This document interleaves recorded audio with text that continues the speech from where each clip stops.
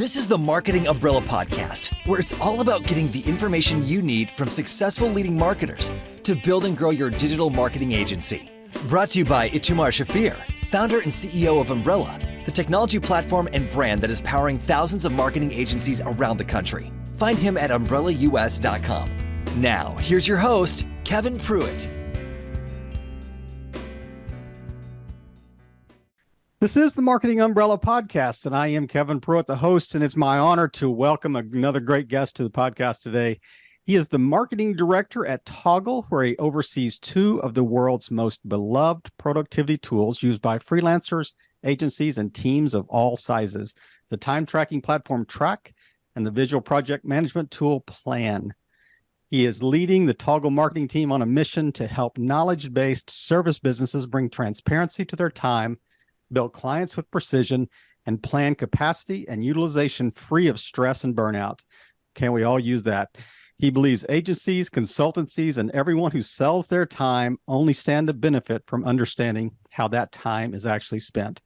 He brings a decade of experience in B2B SaaS marketing. Before Toggl, he worked with brands like ChartMogul, Groove, Animals, and more. Join me in welcoming Ilia Markov to the Marketing Umbrella Podcast. Ilia, thanks for joining us today. Thanks a lot for having me on the show, Kevin. I'm really happy to be here and really excited for our conversation. I am, bios are just, they're kind of sterile on paper. Who's the real Ilia? Someone who enjoys reading, like going for a walk in nature, going for a run in the park, and of course, spending time. Like I have a little son who's like a year and a half. And right now, to be honest, my favorite thing in the world is just to spend time with him. And I told you, I'm calling you from the Eastern Seaboard, but you're on the other side of this chat. You're sitting where right now? I'm sitting in Sofia, Bulgaria, where I'm from originally. And I keep finding myself coming back to Bulgaria and just to living in my hometown. And actually, I'm one of the people who are really profiting from this revolution in remote working, these new methods of productivity and understanding and improving and optimizing our productivity, and working across time zones, across borders. And like, it's something I often, like, people ask me sometimes, how do you feel as working remotely? Isn't it lonely? Yes, it's not all white. There's like some gray and some black things about it, of course. But I always tell people that as long as I have a choice, I wouldn't go back to working in an office. Even though, even right now, I'm in a co-working space, so it doesn't mean that you have to spend your days hiding in a cave. Exactly. But still, I think it's just it's a complete change. It's like a paradigm shift, because it's no longer like what used to work in the office environment, like managing by walking around, just doesn't scale and doesn't work in a remote There's setup. no doubt about that. And it's interesting you mentioned where you are. I mean, Sofia has become a real hotspot for remote workers, in Eastern Europe for sure. And it's, cost of living's kind of in their favor, but fast internet, easy access. Cost of living wise, catching up very quickly, quicker than I like, to be honest. But interestingly enough, there are places even outside, like Sofia is a big city. It's over 1 million people. You'll find pretty much everything you can find in any big city in the world, including the bad things like bad traffic, kind of like dirty streets and all of that.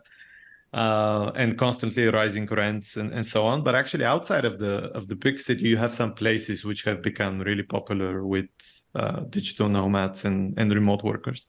Yeah, there is no doubt. It is interesting. I mean, Eastern Europe and as a whole. I mean, Estonia kind of threw down, hey, we're going to have an e-visa, type thing. We're going to have a digital visa to start the ball rolling. But it's you're right there. I mean, it's not you and 50 million of your closest friends are saying, I don't want to go back and work in an office environment. So that's the world has changed for sure. Yeah. So speaking of the world, I'm interested in your journey. So how did you get started in the marketing space? I know you mentioned, I don't think you mentioned in your, this was chat before we hit the record button, but you said, you went to the University of Michigan, studied there. So was that kind of your first taste of this area called marketing? Exactly. This was honestly for as long as I can remember, I've been interested in computers. Like I was on the internet relatively early. Even at that time, I thought it was like a latecomer to the internet. I think it was probably 1997 when I first got internet at home. But I realized now that even for people based in like at that time, I always thought like, oh, like living in Bulgaria, I'm probably behind everyone. Like everyone's already online and people are doing like they have credit cards, they're buying online and all of that. But it turns out that quite a few people got online later than me, which probably also gives you an idea of how ancient I am as well. Or at least it definitely feels that way when you work in SaaS and in tech, because it's like a lot of younger people. I feel your pain, brother. As I said, like always felt interested in that, but it was really when I went to Michigan to get an MBA degree when I really started to get super interested in tech, and especially in tech marketing. That was something that felt really kind of close to me and really interesting. I mean, I know like Michigan is not based in the Valley or in California, but it's still like a lot of tech companies come to recruit at Michigan. I think Amazon is one of the biggest. Yeah. Google, quite a few. And of course, there are quite a few people who don't go to one of the big corporations, but choose to start their own thing. So it's also, it has the school itself has a good center for entrepreneurship. So that was like my first exposure to these like tech startups, marketing for startups and so on. And then since then, it's just been a journey, and I can probably take the rest of the time we have for the podcast to just walk you through that. And I won't do that. I don't want to bore your listeners with that. But it was the journey itself. It's kind of one thing takes you to another, which takes you to another. Right. So it started, with that interest during my MBA program, as I told you. Then I got my first job in tech, which was with a company started from Bulgaria and based in Bulgaria. It's a great company called SiteGround, web hosting company. Some of your listeners might actually be customers as well.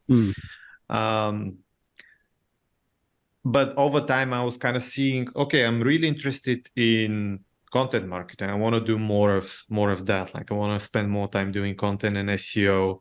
And that's how I kind of found that natural gradation to SaaS, because SaaS is probably the industry that benefits the most, or so far at least has benefited the most out of content marketing. Oh, for sure, for sure. There's no doubt about that. And it's interesting.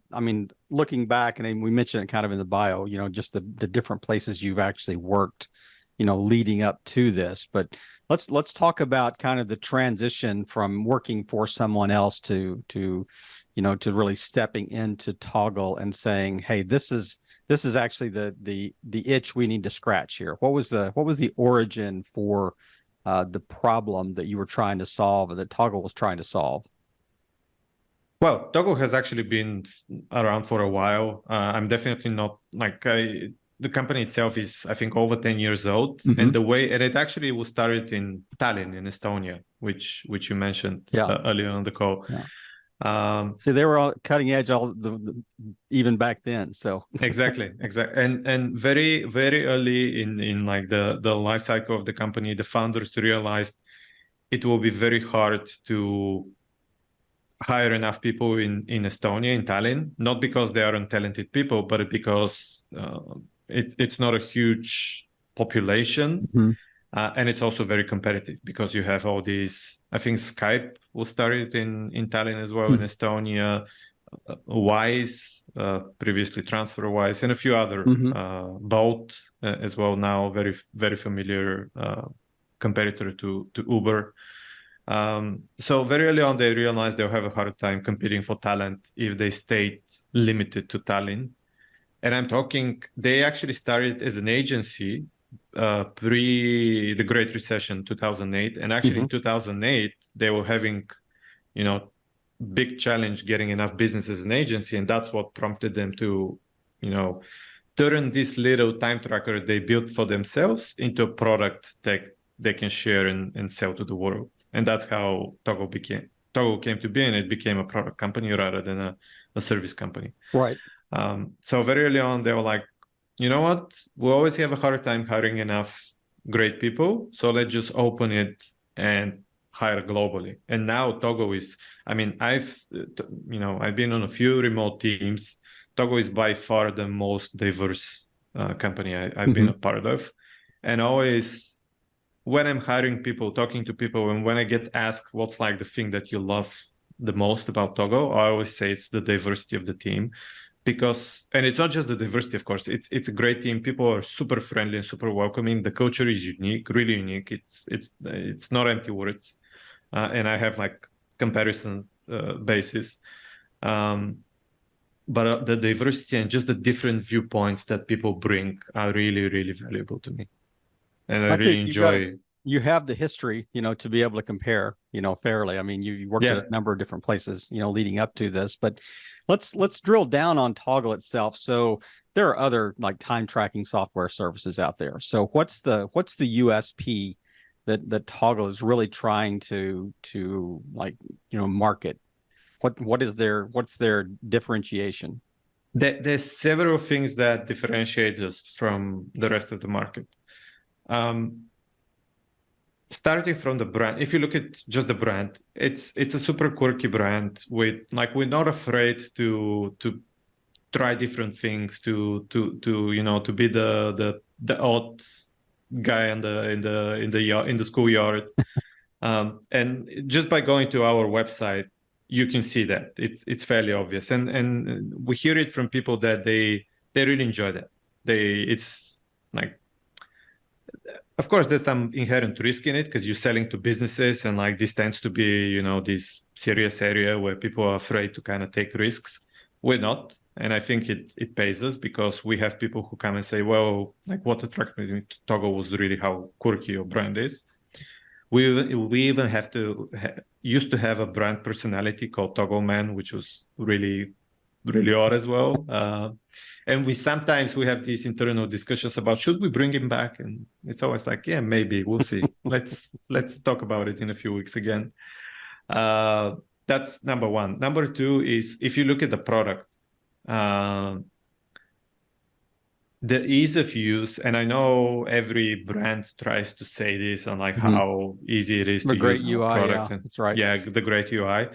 But actually, we don't need to say it because we hear it from our customers all the time. And it's not just hearing it from new customers, but we have people who come to us and they say, well, for the last 1 or 2 or however many years, we were using competitor X, but it's just so hard to use. So we're switching to Toggl because we love how easy it is and how, intuitive the UI feels and all of that.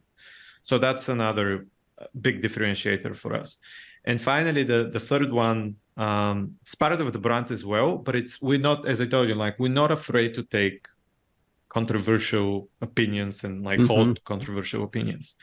And if you go to our website again, we have something called the anti-surveillance statement. And in a world where time trackers are competing on offering as many surveillance features as possible, we actually say, no, there's we don't have any, we'll never have any, we're not going to build any surveillance features. And if you want time tracking for the surveillance features, you shouldn't look at Toggl. And it's easy for us to go and even when we have sales team is talking to a potential customer and they're asking for these features, we would just go and tell them, go and look elsewhere. Toggl is not a good fit for you. So we're not going to help you spy on your employees. Exactly, because first of all, we don't believe in it because it doesn't work. First and foremost, because and it's a morale breaker. I mean, it's exactly horrible for morale. Yeah, and not just horrible for morale, but we believe that time tracking has many benefits, many use cases which can help you run a better business.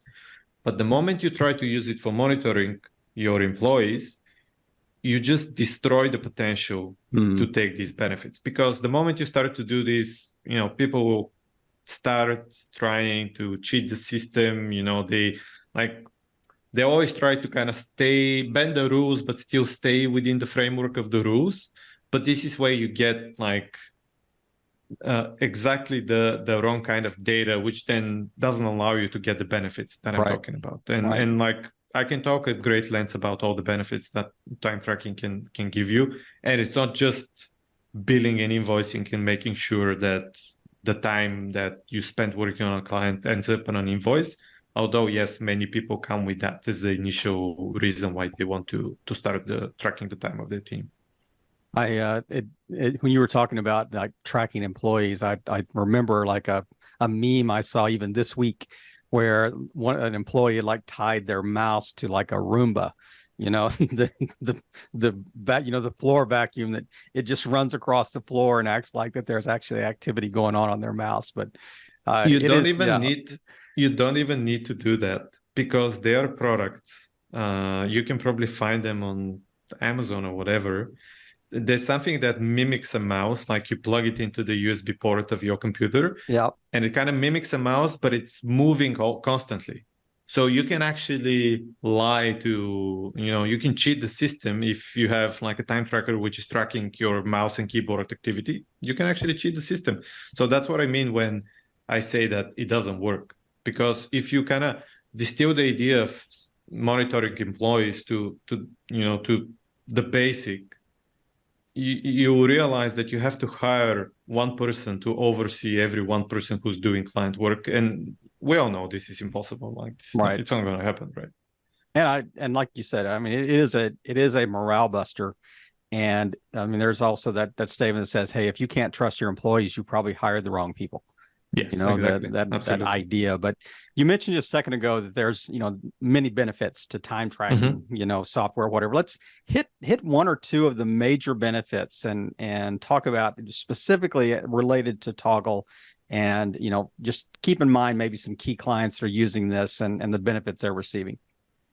I can give you more than one or two. I can give you 5 easily, because honestly, it's something that I've been thinking about for a while now. But it really resembles a staircase. So first step, the ground level surveillance, don't try it. It's going to destroy your opportunity to use the other ones. First step, billing and invoicing, making sure, time you spent working for a client ends up on their invoice. Second one, understanding the profitability of each client, project, task, and so on. And then also allowing you, and this is where you see people getting into conversations and realizing that, actually this client, which looks like a great client and is giving us a fair bit of revenue, it's actually cost us more to service them than they're generating for us. Yep. So we should have a conversation with them and either raise their price and explain why, and we have the data to show why we need to do it, or just fire them. These conversations happen when you start doing this. Also, it really helps with when you have a new client approaching you and you don't know what to quote them, just to make sure, okay, I'm quoting enough to kind of cover and leave some in terms of profit, but also don't want to quote too high so I lose the client, lose the business. This is what gives you this opportunity to figure out how much exactly you should be quoting. So you have the confidence that, okay, if I lose this client, it's fine, because otherwise I will lose money on them. So it doesn't matter. I better go and find another one who has the potential to be profitable for me, which is also hard in agencies and service businesses, because usually there's a big disconnect between the time when you're quoting and try to close a piece of business and the time after you've gotten the revenue, but also you did the work, so you've recognized this revenue. So now you realize what actually happened with this client and with this project. Was it profitable or not? Was it too close to break even, and so on. So that's the next step. You go one step up, step 3, I think we're now, and you see understanding team productivity, but not again from the point of view of monitoring and trying to kind of put everyone under the same set of rules and like, oh, this should take you 15 minutes. If it takes you 3 minutes more, then like you're, we're going to have a serious conversation, that sort of thing. But actually understanding where your team is struggling and where you can optimize. And just as an example, I've heard of stories of agencies where the most senior developer is fixing bugs instead of delivering the high value client work. And that's a very easy decision where you go and you hire someone junior, an intern, a freelancer, full-time, even if you have the work for it. And now you found a way to optimize the operations, and like this is something that will help you improve your profitability even further. And identify maybe even strengths and weaknesses of team players. Like if you're seeing a delay, if you're seeing inefficiencies, it's not because they're not working, it's because they're not working on the things they should be working on, type thing. Exactly. And sometimes you have such a high variability in similar work that this kind of prompts you to start thinking about creating like an SOP or some kind of process document for that piece of work. Right. Plenty of opportunities like this for easy fixes and easy optimizations. And you don't need to have any awkward conversations with your team, especially if you introduce time tracking the right way, explaining how it's going to benefit everyone. But actually using this data that's generated to go to your team and help them kind of alleviate their workload, train them, help them become more proficient in a specific skill or a specific task or project. And at this point, your team is going to see how time tracking is beneficial for them as well. And then you don't have any adoption problems because now they understand how it's beneficial to them as well. And they want to do it, essentially. Head me on up the staircase, and we all want to get to the second floor here. We have just 2 more. And they're kind of future vision. Like even with Toggl, we don't have the full set yet, but we're getting there. It's something we're thinking about. The next one is what I call utilization and capacity management. So this is, and this is especially where our second product plan comes into play, because this is what allows you to kind of start planning and figuring out, so I think this piece of work, this project is going to take me 20 hours, for example. So I budget 20 hours, or like I budget different people with so many hours. So in the end, I get like the budget for this project is 64 hours or whatever. And then you go and you track time and you see, it actually didn't take me 20 hours. It took me 25 hours. So next time around, I'll think about this and I'll have a better picture of that.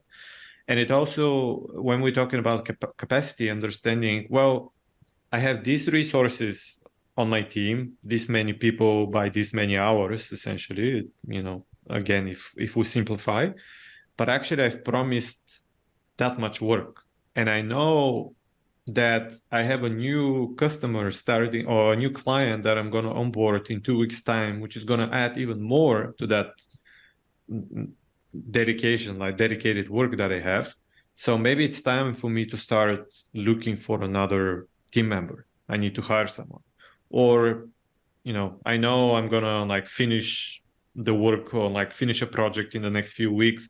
So maybe it's time for my sales team to start, looking for new work for new clients. I kind of jumped to the final step here, which is forecasting. And this is, as I told you, the future vision for our product suite. Kind of giving you these early signals, early like understanding. So you're never running into that kind of either feast or famine. You have so much work one day and then next week it really dries up. So it kind of gives you this early insight into what you need to do. So you can hire well. You hire well, you have the capacity, you have the staff in place to deliver. I mean, it is such a difficult balance, that you say, I'm planning for projects. I've got a staff for those projects. Then if the project falls through or we get done early or something, I've got people that are just sitting around doing nothing. And so how do we balance that well? And it sounds like this tool, in its maybe its 2.0 version is is certainly going to, or maybe 15.0 by this time. It's been going around, if it's been around for 10 years, but the idea that I love the idea of the staircase and how you built on, each level was kind of foundational to the next level, as you kind of walked up those stairs. But it's interesting. So how many, like, think back 10 years ago. I mean, I'm sure it kind of started, two people sitting in a room thinking, hey, this is a good idea, or this is a problem we have. But what does Toggl look like today? What it looks like today compared to 10 years ago? Yeah. Oh, it's a lot more. It gives you a lot more than it used to 10 years ago. Even staffing, like, how big is Toggl? How many people are connected to Toggl around the world? We have over 120 team members. Over 5 million people have registered for Togo and are using it or have used it at some point. The brand is very well known. The interesting thing is that we constantly see people who use it for different things. We're building a tool that we want knowledge workers, people who sell their knowledge as a service, to use to improve their operations, their business, their organization, their own professional life. But we see that there are plenty of people who use it to optimize their personal lives as well. There are people who track time, how much time they spend reading versus working out, or going to the movies or whatever. The most extreme case I've seen was one person who wants to kind of track every second of their life and understand how it's spent. And they had like a bunch of different things that they were using. They had like this proximity kind of monitors built, like put around their house and all of that. But their HQ, where everything was fed, was their Togo account. So, as a marketing director, that makes me very happy to see someone is so passionate about the brand. No, I think that's a marketing geek is what I think that is. That's not somebody else. That's a whole different level. That is a whole different level. Yes, for sure. I love it. So I'm interested to look at the product itself. Say, I'm as you were kind of describing this, I was thinking, boy, just the overlying, if there's an umbrella to this, it's almost like the Pareto principle, the 80-20 that says, hey, you got to really identify what's the best ROI, what's the best use of time, best staff, everything. So what is the next step? I mean, you kind of mentioned forecasting, you kind of mentioned, capacity, how you can kind of predict capacity, but what is the next step in just the overall kind of time tracking space? And does AI, have any place in that? Yeah, for sure. This is the $1 million question, right? AI affects everything. I'm going to make a sandwich later, and AI is going to do half of it. Yeah. So. And if I get $1 for every time I get asked about AI, for sure, AI plays a huge role. We already, on a small scale, admittedly, we are experimenting. We're going to start launching, and we already are launching some of these features where AI kind of plays a role, predicting, for example, based on your pattern of usage, what are you most likely working on right now. I think the vision for AI, when it comes to time tracking specifically, is to arrive at this fully automated time tracking, which allows you to never have to hit like a time on, time off button anymore. So getting to this point, and we, again, going back to our anti-surveillance statement, which I mentioned earlier, the way we're thinking about this, even like if we implement it and we get to this end vision, we will leave users in full control of the data.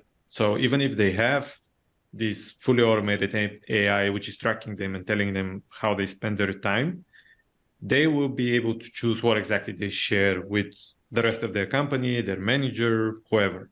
So that's the vision there. It's still like this still remains core to our brand and our thinking about this problem. So that's with AI. Also, it still plays in this idea of ease of use. It's going to make time tracking even easier, which we see it now that it actually helps with adoption, because we have people who come to us and they say, I choose Toggl because it's so easy. You have the anti-surveillance statement, so that makes it really easy to go to my team and introduce time tracking, because it's easy for them, and then they understand they're in control of the data. So that's going to ensure that everyone uses it, essentially. Yeah. And then beyond that, once you have these data generation, the next thing, then the other big thing for us that we believe in is that there's a lot that you can do with your data. And it's something that we're actively working on, is just these allowing people to do much, even more with the data generated for time tracking, and analyze it in different ways, find the most meaningful metrics and ways to use their data to improve their business. It's not just an internal business benefit. I mean, it benefits the community, it benefits the industry, it benefits, every channel. This idea that says, hey, how can we predict, capacity issues? How can we forecast better? How can we utilize staff better? How can we retain staff better because we are utilizing them better? So has a knock-on effect in so many ways. But before we kind of drill into one of my favorite parts is the kind of the rapid fire. I've got one last question. So our audience is primarily around the kind of the marketing agency space. So what is the direct application? I mean, generally it makes perfect sense, time tracking and all the things you mentioned, but talk directly to agency owners and say, hey, this is the integration here. This is the overlap. This is the real benefit of Toggl. I think it really gives you what we see. We talk to many agencies and many just knowledge service companies from all walks of life, not just marketing. And what we see repeatedly is that those organizations that do the best are those who take time to really understand what their business runs on, how it works, and take time to really think about that and improve that, whether it's through process documents, which I mentioned, or through generating data and using this data to see behind the scene and understand what, so to speak, behind the curtains, behind the curtains, and see what really makes your business tick. And I think I know this is like a broad answer to your question, but I think this is what it gives you many opportunities to just go and look at different things and improve different things, and then see the results, on your profit and loss statement, on your balance sheet, and at the bottom, below the line. The listeners, as they've listened to you talk, they're also going to come up with their own use cases for this, and they're thinking in their own instance, they're saying, okay, no, we really need help in this specific area. You mentioned that as we were walking up the staircase. So I would encourage them to follow up with you after the fact, and as we'll have the contact information in the show notes. So there are many very concrete ways to do that as well, benchmarks, for example. I know a lot of agency owners look at utilization rate, which is what percentage of the time of your team ends up on an invoice. There's a golden number, 75%. So 75% of all hours worked should end on an invoice, even if you're not exactly tracking by the hour or billing by the hour. Still, there's ways to kind of track that. So just doing that allows you to, and using a feature such as billable time, which we have, for example, but I know other tools have it as well. That's an easy way to see how you're doing compared to your peers. Yeah, that and certainly is. I mean, like I said, has a broad use case as well. But I love the fact that you kind of really drilled down specifically on that. That we can label that. What is your golden number? What is the utilization, metric that you're aiming at? So to speak. But I I I love this part of the chat. So sit back, put your seatbelt on. We're just really quick answers. Really, first thing that comes to mind. Sure. Like I said, there's a method to our madness as we get into this rapid fire question. But did you get along with your parents growing up? Sorry, say that again. Did you get along with your parents growing up? Did I get long? Yeah. Did you get on with your parents as you were growing up? Yes. Yeah, for sure. I was a good kid. Do you have siblings? Yes, I have one sister who's 10 years older than me. Do you currently have a pet? Two dogs. Children? One kid, one boy, One girl? A boy, 18 months old, really inventive when it comes to finding ways to kill himself. So you have to you just now your started eyes. sleeping again. So you just Not getting past exactly. Yeah. Okay. Well, It was it's working coming. better in the first year was definitely better than after it. I love But it. I'm not complaining. Hey, as a father of 4 and grandfather of 3, it gets better. I'll just let you know it certainly gets better. What time do you wake up in the morning? I don't have a set time now. I don't use a alarm clock anymore because of the baby. Like he's my alarm clock. That's right. Usually I it's never sleep in. yeah. I mean, I would sleep in if he sleeps, honestly. But usually it's somewhere between 7:30, so not too early. And are you a night owl? Do you stay up late at night? What time do you normally go to bed? Yeah, I think not. I can't say I'm super productive in the nighttime anymore. I used to be when I was younger, but I find it hard to fall asleep. Like I can go to bed before midnight, but I don't think I've fallen asleep before midnight in the last 6 months at least. Ideal vacation spot? Scotland. You know what? You're the first person that has ever said that, and you and I probably share a brain. That is my ideal vacation spot on the planet too. It's beautiful. I take it you've been. Beautiful. Yes. Yeah. We lived in the UK for 9 years. So yeah, I love Scotland. How does faith affect your work? Very interesting question. I'm not really religious.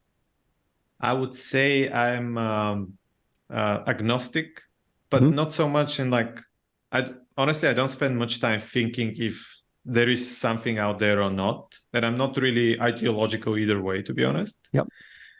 But agnostic in the sense that I can respect people who want to be better for themselves, their families, and their communities, and they use their faith for that. So I can definitely respect that. If you were king for a day in the marketing space, what is one change you would make about marketing today?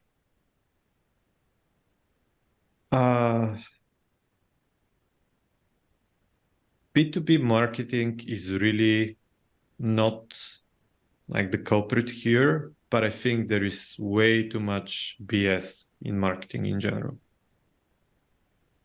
especially in consumer marketing. Like so much of consumer marketing feels like peddling low quality junk, and just convincing people they have to spend a lot of money that they worked very hard to earn on something they don't really need, and it's not that good either. Once again, we're sharing a brain. That's certainly an area that I'd like to clean up in the kind of truth in advertising, space for sure. But yeah, hey, man, I just really appreciate you taking time to just share with us today. Is there anything that we haven't touched on that you just kind of like to wrap us up with today? And then also tell people where's the best place to find you. And I think you mentioned maybe a special offer at some point in time in our chat. So talk about that a little bit. But if there's a closing thought, close us out with today. Not really a closing thought, but it's one of the conversations I've enjoyed the most. So again, thank you a lot for having me on the show. I really appreciate doing this As I told you in the conversation we had earlier, I always learn something new, and that's super valuable to me. I'm just naturally a very curious person, so I really enjoy that. Finding more about us, our website toggl.com is the best place. Toggl spelled without an E at the end. Toggl, yeah. Exactly. But if you go to Google and type Toggl time tracking, you'll find it as well. And we do have a special offer for people who want to try Toggl. First of all, you have the free trial. We have a free plan, so you can test it as much as you like. The free trial is for a month, unlike most companies. So you can, take a month to see the full set of features that we have. And if you'd like to get stay on the paid offering as a new client, we do have 20% off for listeners of the podcast. You just have to use a coupon called Umbrella, which we'll also share in the show notes. Well, that is great. It's a generous offer to those that are listening, and just encourage them to take advantage of this. Look at the free trial, and as it's the product is probably going to speak for itself, so they'll probably want to stay past the trial period. But that's great to have that discount code for our listeners. But Ilia, thanks again just for sharing your story, sharing the story of Toggl. Really kind of drilling down and kind of building that staircase that made was such a great metaphor of the not just Toggl, but just really the time productivity space as a whole, and just the benefit of that to our listeners. And really just what we want to do is we just want to provide great content for marketing agency owners as they try to grow and scale their marketing agencies. Ilia, thanks again. Have a great weekend. I really appreciate your time. Thank you. You too. Thank you for tuning in to another great episode of the Marketing Umbrella Podcast, where we provide the information you need from successful leading marketers to build and grow your digital marketing agency. To learn more, go to umbrellaus.com.